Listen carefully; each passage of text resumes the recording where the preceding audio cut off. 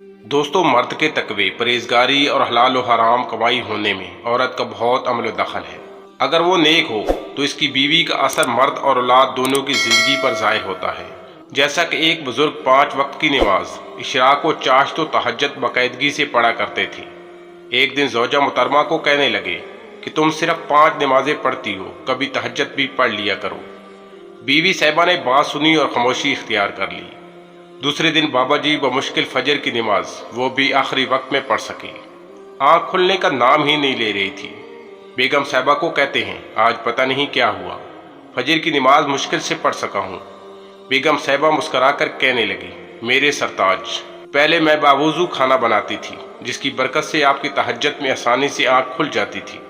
कल आपने मुझे ताना लगाया तो मैंने रात का खाना बेवुज़ू बनाया, जिसकी वजह से आपकी तहज्जुद तो गई, आपके लिए फजर की नमाज पढ़ना भी मुश्किल हो गया। दोस्तों, ये तजर्बा शुदा बात है कि जो ख़वातीन बावुज़ू खाना बनाती हैं और पाकी का ख़ास ख्याल रखती हैं, इस घर के मर्दों पर तकवा और परहेजगारी के असरात नजर आते हैं। बीवी हसीन हो तो सिर्फ दुनियावी हूर होगी, और अगर मुत्तकिया और इल्म वाली हो तो आखिरत में सैकड़ों हूरों के मिलने का सबब बन जाती है।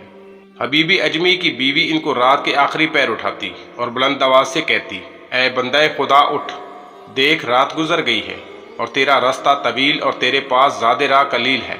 सालिहीन के काफिले हमारे सामने से गुजर गए हैं और हम यहाँ तन्हा रह गए हैं। दोस्तों, जिन नफूस कुदसिये के अज़वाज ऐसी हों तो इनकी ज़िंदगी पाक व साफ और यहीं जन्नत का अक्स होती है। ख़वातीन मर्दों की बाज़ो नेकी और इबादत में बने, औरत से आखिरत के इनामात का तकाजा करें, न कि फ़ानी माल की तलब में हराम कमाने पर मजबूर करें। ख़वातीन की नेकी और बदी का असर नस्लों में जाता है, लिहाजा आर्जी आसाइश के लिए नस्लों का बेड़ा गर्क मत करें। दोस्तों, वीडियो पसंद आई हो तो लाइक कर दें, चैनल सब्सक्राइब कर दें।